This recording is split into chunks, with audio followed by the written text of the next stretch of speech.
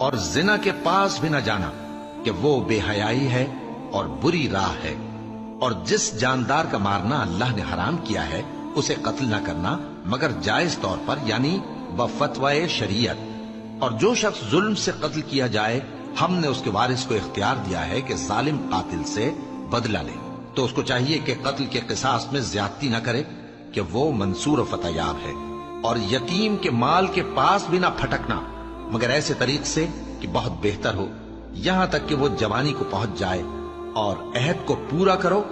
کہ عہد کے بارے میں ضرور پرسش ہوگی، اور جب کوئی چیز ناپ کر دینے لگو تو پیمانہ پورا بھرا کرو، اور جب تول کر دو تو ترازو سیدھی رکھ کر تولا کرو، یہ بہت اچھی بات اور انجام کے لحاظ سے بھی بہت بہتر ہے۔ اور اے بندے، جس چیز کا تجھے علم نہیں اس کے پیچھے نہ پڑ، کہ کان اور آنکھ اور دل ان سب اعضاء کے بارے میں ضرور باز پرس ہوگی۔